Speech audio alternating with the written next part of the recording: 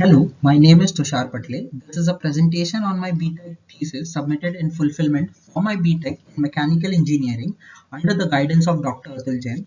My project was design and development of an economical next generation CPR mannequin. CPR is a combination of techniques, most prominent one being chest compressions. It is performed by executing a series of compression strokes on the patient's chest by a rescuer, mimicking the pumping action of the heart. But why do we need a CPR mannequin? About 10% of all deaths in India are caused by sudden cardiac arrests. The issue is very pressing, but if someone with enough training performs timely CPR before emergency medical services arrive, survival rate jumps to about 40%. So we need to make CPR training mainstream, and thus my project.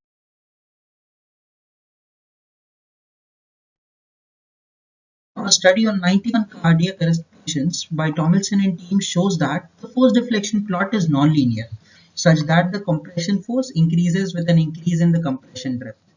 An approximate 500 Newton of force is required to produce a compression of up to 5 centimeters. A thorough investigation of a popular economical Preston mannequin was done by Aditya Shekhar previously. This showed that the Preston mannequin has had a very low stiffness as compared to actual human chest. So design improvements were needed. Based on the literature review, the problem description for this project was to minimize a design a mannequin with characteristics as shown, and thus the important task identified were design of a custom spring to match the desired stiffness, design of electronics to monitor the depth of compression and rate of compression, and the mechanical linearity. A progressive spring was designed using simulation-based approach.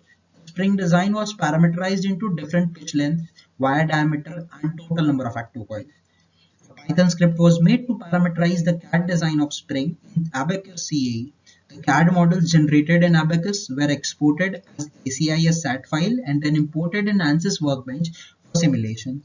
Direct force application on the grounded flat section of the spring caused buckling for large force values, and so the simulation purpose the top and bottom supports were added to the CAD of the spring. Meshing, adding forces and other boundary conditions were done in ANSYS, and the material selected was chrome vanadium. An iterative process was used to determine aforementioned parameters to design a spring having similar stiffness characteristics as that of an actual human chest. The parameters for different spring designs are as shown. Due to lack of experimentation, it was necessary to validate the simulations by comparing it to analytical data. So the simulation results were compared to analytical calculations performed for the big spring of piston mannequin. A graphical visualization of the comparison is as shown. It can be safely concluded from the graph that the simulation results are acceptable, and the simplifications done, whatever may be, are not causing any significant changes in the results. Next, the electronic design. The tasks were to measure the depth of compression and the rate of compression. High complexity designs could be made, but our objective was cost effectiveness. Hence, keeping that in mind, cheap and readily available ultrasonic sensor HCSR04 was finalized.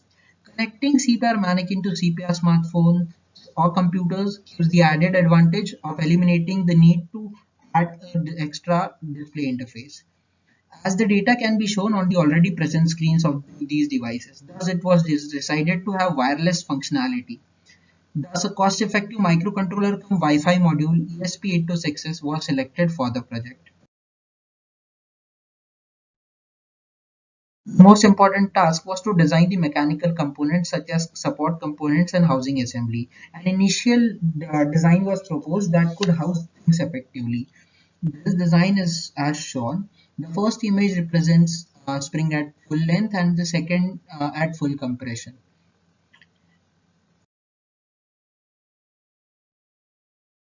It was not made by keeping in mind the manufacturing process. The final aim of this project is to make a commercial product which could be mass produced using injection molding. So it was necessary to modify the design and make a final version using the principles of design for manufacturing. Now, what all were these changes and on what basis? Changes like making the part with uniform wall thickness, so as to reduce the shrinkage and warpage, use of ribs with appropriate thicknesses instead of filled sections, and around bossed features such as screw mounts, etc. Deciding the parting plane, the core, and the cavity draft angles, and reproducing the resultant draft in design at appropriate locations, and many more. Many such changes were made based on the design considerations, and the final.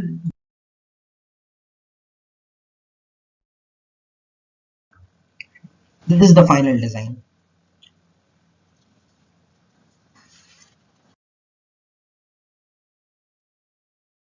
Since major focus of this project was on cost effectiveness, a very interesting proposal was made, and that was to use an inflatable mannequin structure outside the core assembly. This will comprise of an inflatable pipe as shown in blue in the first image. The other images show the inflated and deflated cross section. This will reduce the material cost of the design and most importantly the transportation of the cost of the product, and also the product will have smaller storage volume. Was used to perform plastic flow simulations. PET was selected as the final material by comparing plastics for desirable properties such as low cost and high flexural and tensile modulus and others. Meshing was done keeping in mind the computational capabilities at hand. Multiple gating schemes were chosen and compared to get the best to the results. These are the force deflection plots for the 8 progressive spring design. One can observe how the designs approach the final stiffness curve, which is very close to the actual human chest characteristics, as apparent in this plot. The piston mannequin spring is also shown to highlight how much better this new spring design or this new nonlinear spring design is. Structural analysis was done by dividing the final assembly into two sub-assemblies to reduce the computational complexity. The results showed the maximum deflection of less than zero point 0.1 mm for uniformly distributed force of 600 Newton on the top plate. This is the maximum use case force and this will be mostly concentrated at the center of the plate in which the supports are located, and thus these results are very much acceptable. Simple hand calculations uh, by approximating the given system with a spring mass system with a uniform non-ideal spring with mass m or having effective mass m by 3 were done. The use case frequency is approximately 2 Hz, that is for 100 to 120 compressions per minute, and the natural frequency calculated using this approach for the system was around 18 Hz. Also, for individual components, the order of the natural frequency can be estimated to be around 10 to the power 3 Hz. This estimation was done on the basis of order of magnitude of the flexural stiffness, mass, and dimensions. Thus, we can say that the design is stable.